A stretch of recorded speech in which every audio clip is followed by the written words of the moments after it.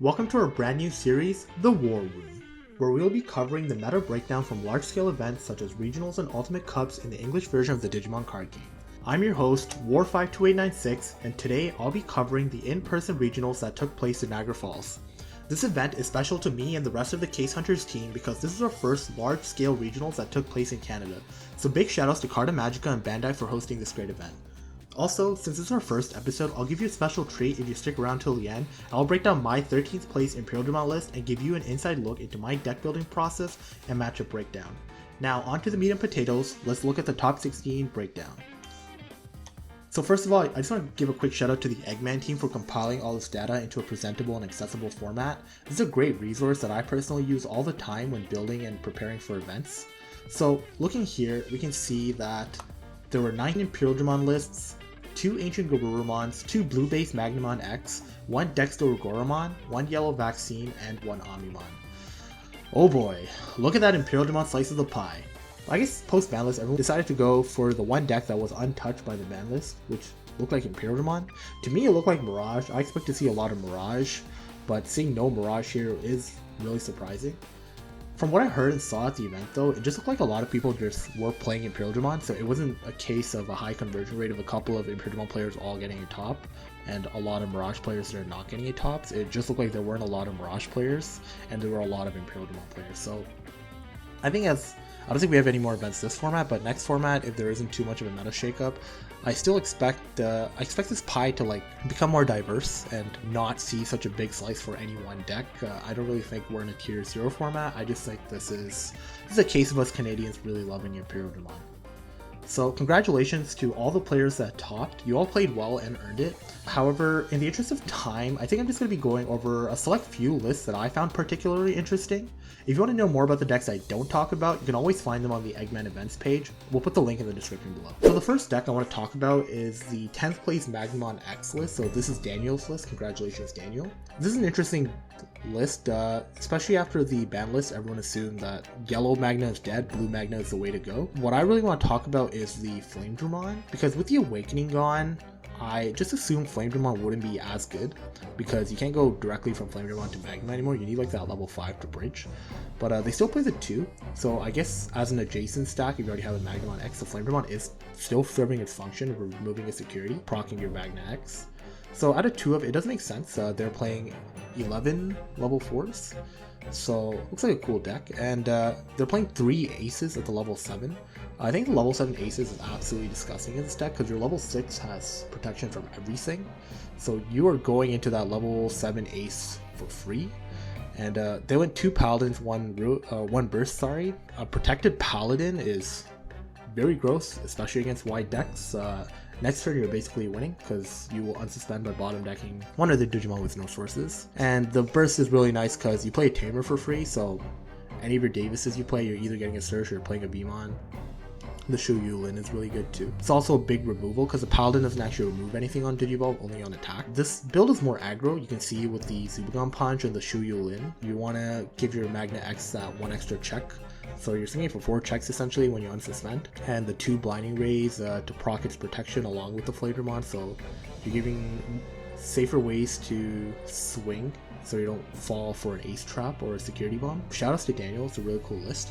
I also want to talk about the other Magna list because this one does not play the Flamedramon, which is how I expected lists to go. And Anojin is also a player that I'm friends with and I talk to quite frequently, so I was able to hit him up after to ask him about his build.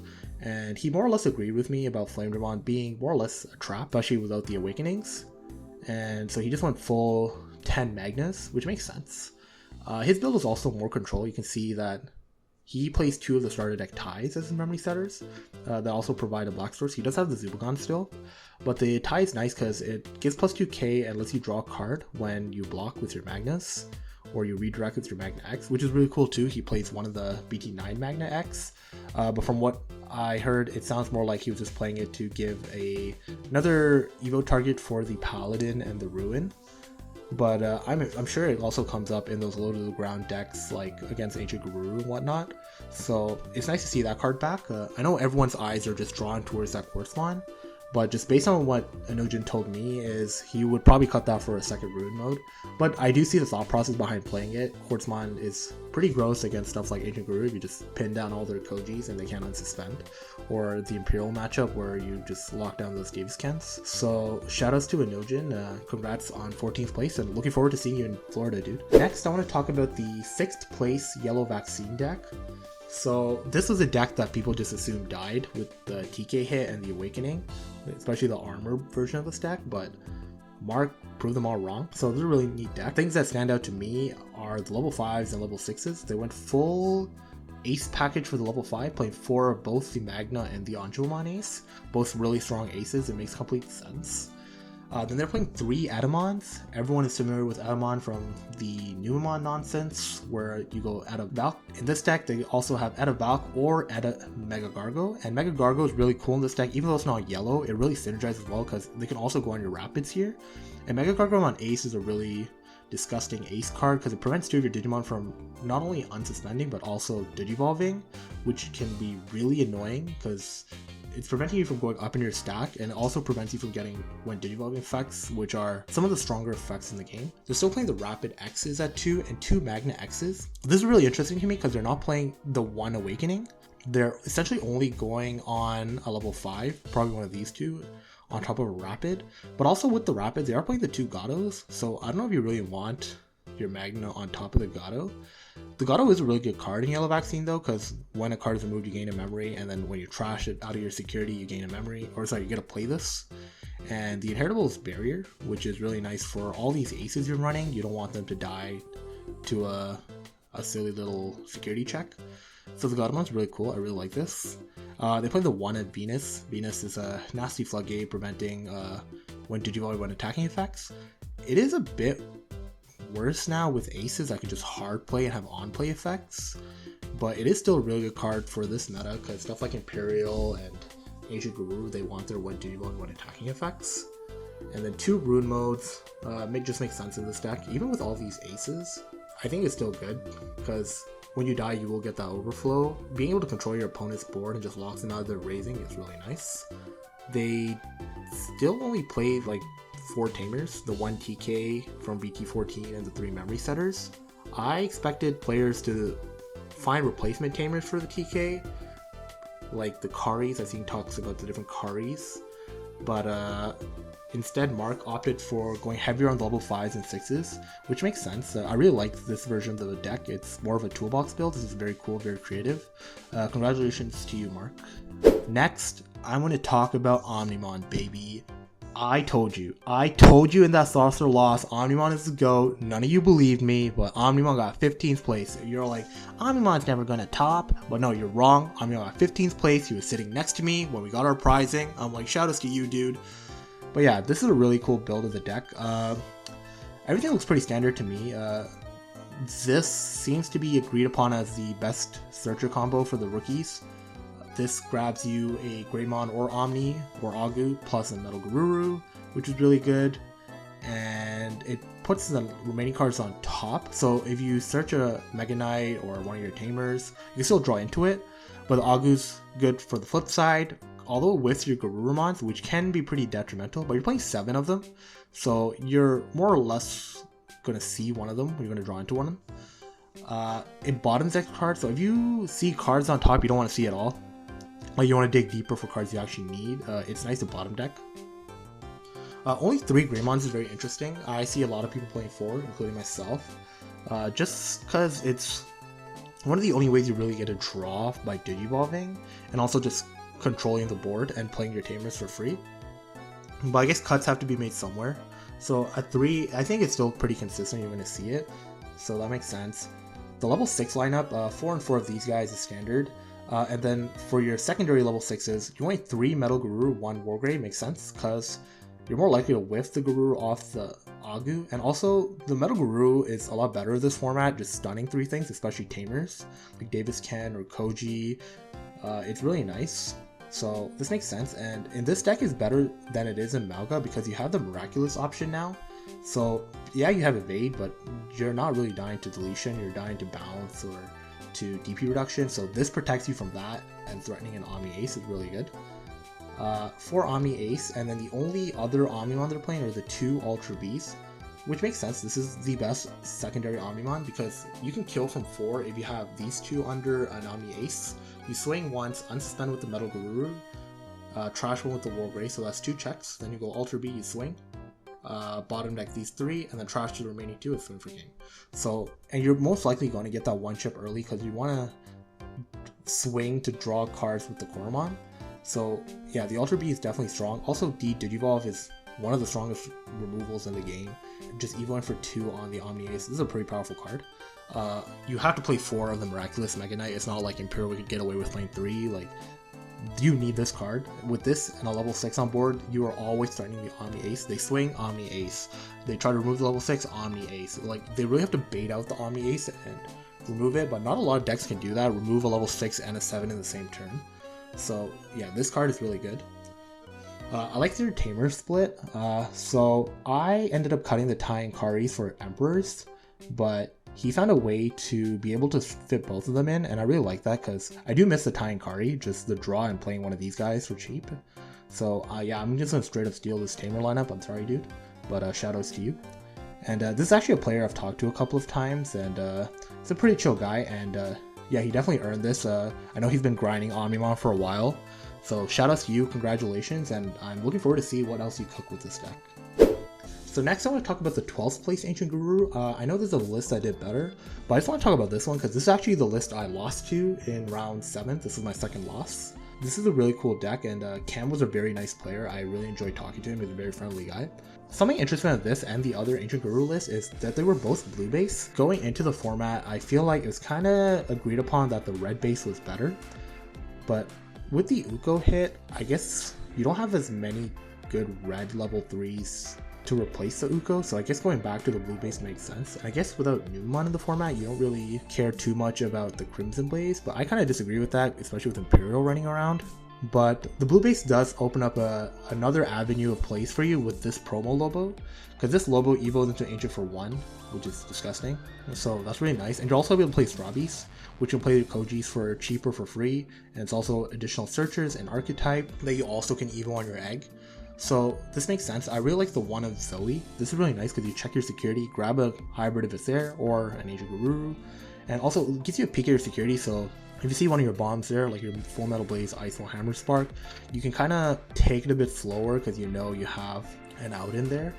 And the analog use plus this Lobo, or even this Lobo really, is really nasty. You can pull back turn, and if you see the one of Louis, you can just push out swing for game. Similar to the Gabubond build.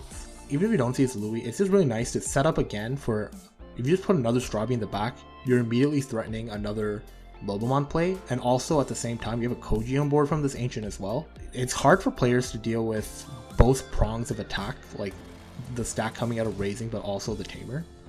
So yeah, I do like the blue build. I think in a Numemon-less format, maybe the blue base does make a bit more sense, even though there is Imperial running around and you would like the Godsimon and the Crimson Blaze. So shoutouts to you, Cam. Really cool deck, really cool player. And next, let's go on to Ben's Dexdorugoramon deck. So this is actually YouTuber Ben. I'm sure he will eventually post a video talking about his deck and his run, which will go into a lot more detail. But I just want to give my input on this and my thoughts on this. I think purple base was agreed upon to be the better way to play this deck. The Lugas are much more efficient at getting Tamers under, especially because you can play your AGs from trash as well.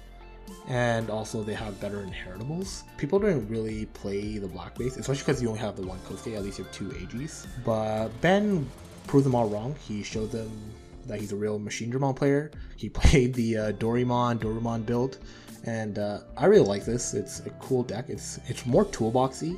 So they have the Airdramon and Marvin package, so that's a D-Digivolve, and that's Marvin is an SOC tamer, so that's really good.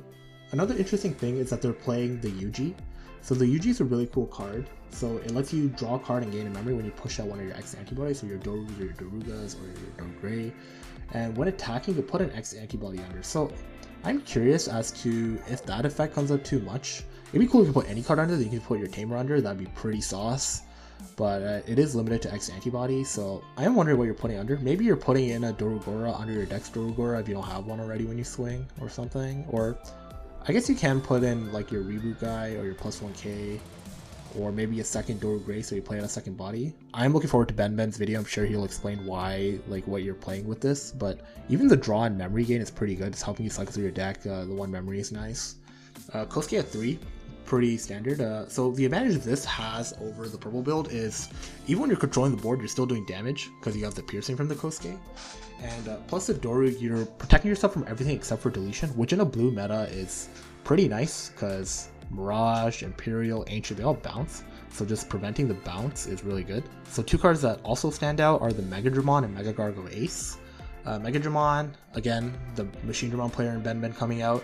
It's a standard card for that build, but the D-Digivolve Inherit when attacking is really nice. So you're potentially D-Digivolving and then popping all the lowest levels with the Dexdorugoramon, or just D-Digivolve in general is really nice. When you have collision, you can D-Digivolve them to a smaller body and you're swinging through them now, especially because you're not getting to as big numbers with only the one alliance. So that's really nice. Mega Garurumon Ace, like I said, is a disgusting floodgate that just locks your opponent out of making so many different plays because you lose your when Digivolving effects and the ability to unsuspend, or even the ability to when Digivolve, really, for that matter. And the Sephirothmon is forcing your opponent to attack is really good because you want them to attack so you can block with your Doru Gray and go up into one of these two, or even Ace into this. Overall, this is a really cool list, very innovative, and yeah, I'm definitely looking forward to seeing Ben's video on this. So yeah, congratulations to you, Ben. Next, let's talk about Dawson's first place Imperialdramon. So yeah, we had a lot of Imperialdramon players that day, and Dawson, congrats, you're the best of them, best of us. Very interesting list. He went heavy, just maxed out on the draw eggs, no DP eggs. Rookie lineup looks pretty standard. The thing that stands out is 2 of the promo worm. 2 great things about it is it's a searcher that can grab any 2 color or more green card, which includes your options. So grabs Primo, grabs your Tamer, and also grabs the Tamer anyway. So if you see 2 Tamers, you can grab both of them, which is pretty neat. And what I think is the most important part about this is you're adding 2 more end of turn DNAs, which is really good because there are times where you want to play your searcher to search, but you also want an end of turn in the back, especially when you don't have your Davis Ken set up to play a second one, or you're just locked out of playing it because of Floodgate or Crimson Blaze. It's always nice to just have the end of turn in the back, so you just hard play level 4 in DNA and potentially keep turn. Yeah, 10 end of turns makes complete sense to me. So level 4s, no Lydramons, no Togomogumons. A lot of the topping lists play 1 or 2 of the armor guys, just to have the option of a dual color, so you're not stuck in scenarios where you have 2 greens or 2 blues. Instead, Dawson opt for very standard, just 4 BT12 of XV, 4 BT12 Sting, and then 2 more Sting, 2 more XV. And I guess this is kind of alleviated because he does play 2 of the BT16 worm. I see most people play 1 or maybe even 0. So if you're stuck with 2 of these in hand, but you have one of the other color in trash, you can Digivolve, you can play this to Digivolve into the other color, and suddenly you fix your color issue and you can DNA into a Imperialdramon. This XVmon is a bit of a flex spot for most people I've seen. People are running this, they're running BT16 XV, they're running, like I said, the armors. So this isn't as good as it was in like BT8 format. We get that one cheeky swing because now we have aces, so this can easily get removed. And the 5 cost kind of sucks when you have to hard play this. Like, it doesn't feel as bad with this 4 cost, but you still gain a memory, or reduced by 1. Same thing, 4 cost, just gain a memory. Just evoing in the back and then playing a Stigmon DNA, like, this is still good because now you have your 6 jamming. Level 5s, they're playing 8 Imperialdramons, pretty standard, just 3 of this, 4 of this. This is more or less the personal choice option here. Let's see, a lot of people don't play BT12 Imperialdramon. Level 6, they went for straight consistency, they just played only 2, the Dragon Mode and the Fighter Mode Ace from BT16, they played 3 of each. In a heavy Imperialdramon format, this card is really good in the mirrors, because it locks down these Tamers, so they can be source stripped. And if your opponent plays something off these Tamers, you can Digivolve to a Fighter. If they end of turn DNA using these, and you still have more sources in them, you can go Fighter and just bottom deck the Digimon they just Digivolved into, which is pretty good. And even outside the mirror, like, there are tons of decks that are still playing or Digivolving by effect. And yeah, so this is just a really good, it locks your opponent out of a lot of options. And just being able to stun something with Digivolving 2 is really nice. And being able to unsuspend to get 1 more check is really good. So overall, this is a really good card, like one of the strongest cards this deck has ever gotten. Fighter Mode Ace is the ace of the deck, and this is a really good card because it removes something when digivolving that has equal or less sources, which you will between your Imperialdramon letting your DNA combine 2 stacks, so you're going to be a big stack anyways, and then your Davis Ken will also trash sources. So yeah, this is a really powerful ace for this deck. And also, if you have a Dragon Mode under, end of attack, you can unsuspend and bottom deck something. So added aggression, added removal, so this is overall a really powerful card. Paladin Mode Ace is one of the most hyped cards from the set, like everyone knows how broken this card is. But it's not necessarily your win condition, it's definitely a win condition against purple decks like the Luga or 7th Grade Demon Lords. You don't really need this card to win, like most of your other decks, like most of your other pieces are already unsuspending, swinging multiple checks anyways, but it's always really nice to have at least the 1-up option. In my opinion, 2 seems like too much, but 1 is definitely the sweet spot, and yeah, so great boss monster, and this is the archetype that this boss monster is intended for, so it makes sense to play this in here. 3 Primos, I think this is the correct number, it's not too much, not too little, and Primo is an absolutely busted card. And then the Tamer lineups, 2 Memory Setter Davis. I think Memory Setters are really important in this format, especially with people still playing Emperors and other memory stealing shenanigans. Just starting at 3 really helps extend your place, and your Memory Setter being able to grab 2 of your pieces as well is really strong. So this makes complete sense. And then if you play any less than 4 of this, you're crazy. Like, you need 4 of these. This is what brought this deck back to life from the dead, really. I know a lot of people are calling for this card to be hit. I do agree this card does way too much, provides way too much value, but I don't know if this deck will still survive after this card gets hit. But yeah, really overall really good list. Definitely prioritizing consistency over anything. So congratulations to you, Dawson. Well-earned victory. And finally, I'm going to talk about my 13th place list. So like I said at the beginning, I expected to see a lot of Mirage. So I actually ended up cutting all my draw eggs for just DP eggs. I also think the DP egg is good for the Fenrir matchup because it lets your Paladin hit 17k, which is important because your Takumi Kazuchi will do -16, so you still want to live through that, which is really nice.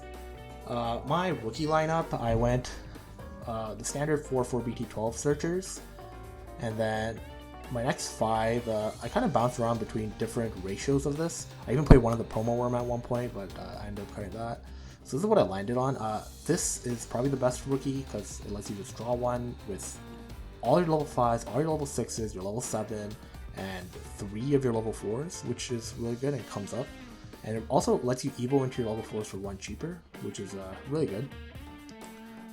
The reason I don't play 4 is because I want at least 1 of this for multiple reasons. This lets you gain a memory when you digivolve something else, which is really good. The +2k is really good, especially for matchups like Tyrant or Magna. You want the extra DP. It also gives you the red color, which is important for your BT12 fighter mode. And this is really nice because you gain a memory when one of your other Digimon Digivolve or is played, so you can do some funny stuff like Digivolve into your fighter mode for 1 instead of 2 on your Dragon mode, which is pretty cool. And like I said for Dawson's list, like this BT16 really helps fix stuff when you have your missing piece in your trash. My level 4 lineup looks kind of gross, I guess. I have 1 of this, 2 of this, 2 of this, 3 of this. But my thought process, so this used to be 1 EX1 XV and a third one of these. But I ended up cutting these for Lydramons because previously I was not a fan of Lydramon, but this really fixed a lot of the consistency issues I had with the deck.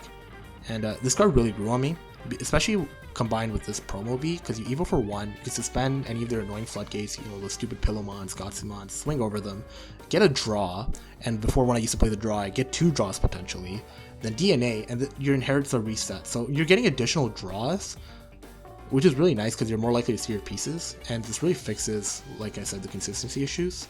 This also being a 5k is pretty important because with the DP egg, you're at 6k, so you can still play through Ruin mode in a sense. You're not going to be able to DNA because you can't play any of these guys without them dying. We can push out Primo into your level 5 and potentially go Dragon mode or Fighter mode to get rid of the Ruin mode, which comes up.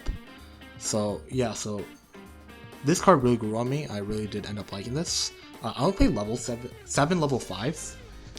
Only 2 of the starter deck piles. This is still a really good card for the aggression and being able to bottom deck cards. The BT12 Imperialdramon is a personal choice. I really did enjoy this because this arguably has the best when digivolving effect when you're not DNA digivolving out of the 3. Just trashing 3 sources from all of your opponent's Digimon is crazy. And the end of turn, or sorry, end of attack inheritable of this Imperialdramon is really good, especially with something like this Fighter Mode Ace or this Paladin Mode Ace where you're attacking multiple times. You're getting multiple memory, which really helps extend plays potentially. So that's the reason for playing the one of, and you know, I never really saw this and was like, damn, I wish it was one of the other ones. Because by the time I'm going into Imperialdramons, I've drawn most of my deck. And my level 6 lineup also looks kind of gross. I have the one BT12 fighter mode, and then my dragon modes I did a 2-2 split of BT16 and starter deck. Like I said with Dawson's list, if I knew it was going to be a lot of Imperialdramons, maybe this would have been cut down, but to be honest, this card with Primo is so nasty because you can DNA to Imperialdramon, still be at 2 memory, play this, go into dragon mode, and now you're keeping turn. So this is essentially what HPD did, but better in this archetype. And being able to keep turn, if you spit out these 2 memory gainer ones, you DNA, and that was a net 0 play because you paid 2 for this, go into this, play these, DNA, gain 2 memory, go back to this.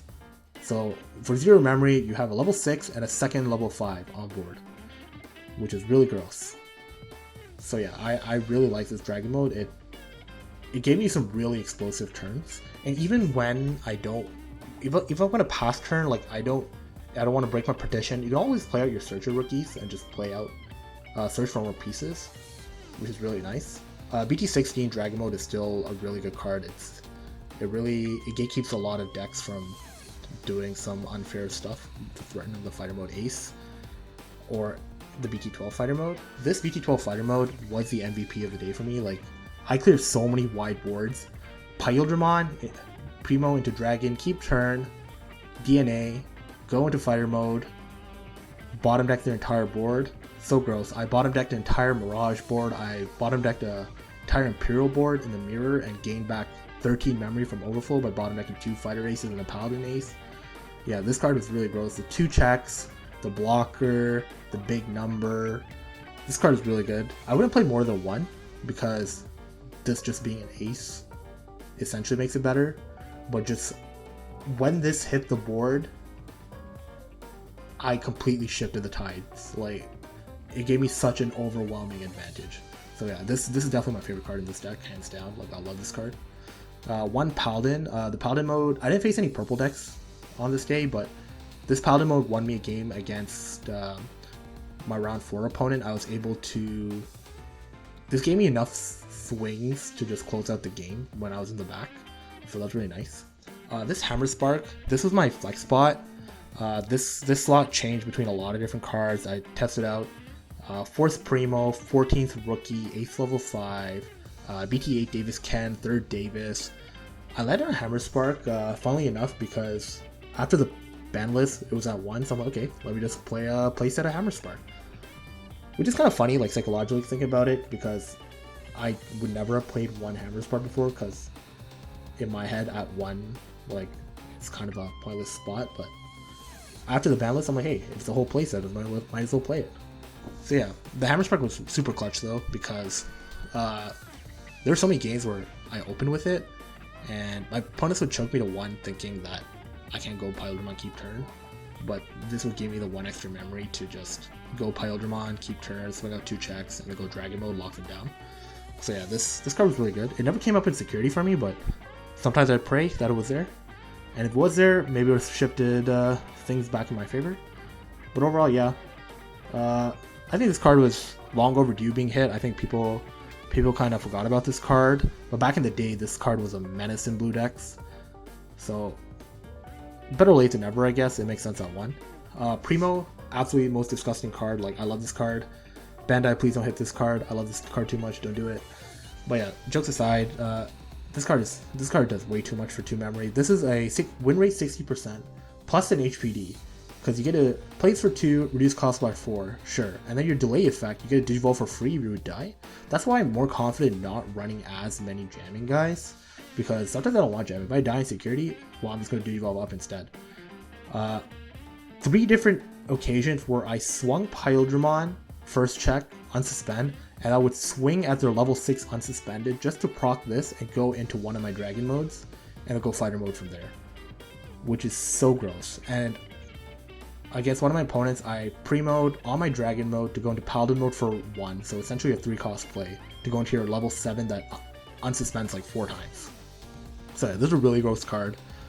And the security effect lets you play one of these for free, which is kind of the annoying part of this, is they cost 4, and like, especially this, it doesn't provide immediate value, so just playing it for free is really nasty, and just setting itself in the battle area, so absolutely broken card. And then, yeah, I think this is basically the standard at this point, is the 2 Searcher Davis and the 4 Davis Ken. This is another broken card. I think does way too much for, this is way too much for a tamer, like a 4 cost, and then doesn't provide any immediate value, sure, but next turn you're playing a 3-cost rookie for free, then you can suspend to gain a memory, so that's his value right there, but you do that every single turn. And also you're trashing 3 sources from anywhere on the board is pretty nasty. Like, this is a really good card. I understand why a lot of people want to hit this. I'm not sure if this deck will survive if this deck card gets hit, but I don't know if that's enough of an argument to keep it around. But yeah, that was my 13th place Imperialdramon list, and yeah, I'm pretty proud of how I did with this deck. I think it performed well. I think there were some bricks. So my matchup breakdown, round 1, I played 7th grade Demon Lords, which was a nice player, but he seemed like he was a bit new to the game. But also this deck has a pretty good matchup into the deck, so I was able to take that 2-0. Round 2, I played the Mirror, really nice guy again, but round 3 he had a horrible brick. He hard played Imperialdramon 3 turns in a row. I was still missing my Stingmon, so it got kind of dicey at one point still, but I was able to clutch it out. Round 3, I played a Tyrant Kabuterimon, which was a matchup I was hoping to dodge, especially because I took a Giga Death for Primos, but I was able to win that.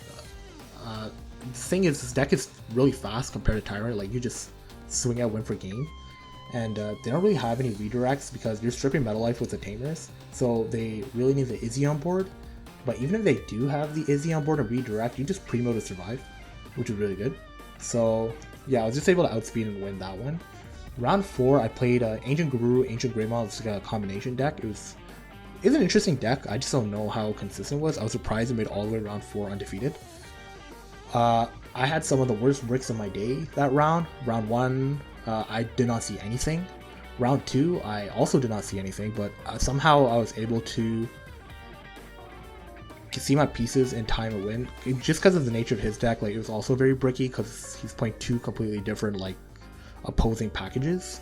Round 3, I had a bit of an awkward hand again, but luckily I went second, and the first card I drew was Davis, and it got me the pieces I needed, and I was able to take it from there. Round 5, I faced Armor Vaccine.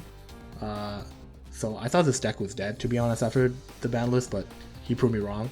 Game 1, he opened the 1F TK with the Pata, and then the big Magna on board, and then yeah, he was able to just control board, went into early rune modes, and just kept me from playing the game. Game 2, I was able to win. Game 3, I kind of misplayed. I didn't misplay, but I made a very greedy mulligan. I had 2 rookies in hand, but I didn't see anything else going on, so I'm like, let me mulligan this, and then I just opened all 4s, and 3 turns in a row I was playing level 4s, and he just kept Magnamon X or Omnimon X to just kill me, and yep, he just took it from there pretty handedly. So that was my first loss of the day. Round 6, I played the second mirror of the day. Very nice player again. This is the only round I went to time, and it wasn't because either of us were slow playing. It's just the mirror is miserable because I would go BT16 Pyo, then he would go BT16 Pyo, then I would go BT16 Pyo, and we just lock each other out of the game. I really only got the upper hand when I was able to go into my Paladin mode and strip all the sources and just swing out. But a really nice player, but the mirror is miserable and I do not want to play it anymore. Round 7, I played the 12th place Ancientgarurumon player. Again, he was very nice. Game 1, he won. Game 2, I won. Game 3, I mulliganed into a very awkward hand where my only rookie was BT16 Worm. So I basically had like a slow start from there, and he was able to take it. But he was a really nice player, and I think he did play really well. He definitely deserved that win. I don't want to take that away from him. So congratulations to you again. Round 8, I had the misfortune of getting paired up with fellow team Case Hunter Chaos D-Grade, who you could say was more misfortunate than I, because he faced 3 of us that day and he did not seem happy. He was a team killer that day. But luckily for me, I was able to take that one 2-0. He was on the red base Ancientgarurumon. I was just able to see my pieces faster than him, and luckily he didn't see any Gotsumon, so my Davis Kens got to play. Round 9, I played the one matchup I really wanted to dodge, which was the Mirage. It's funny, I think I jinxed it, because at the end of round 8, I'm like, wow, there must not be a lot of Mirages, because I didn't face a single one. And then I got paired up into one.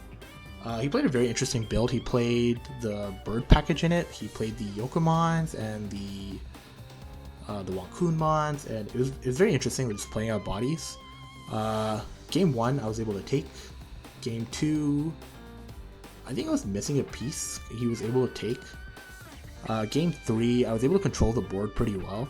And he was also digging for Mirages for a couple of turns, so I was able to eventually out-aggress and overall take the game. So I did end off the day 7-2, and fortunately my tiebreakers were good enough to get me 13th place, securing my invite to Nationals.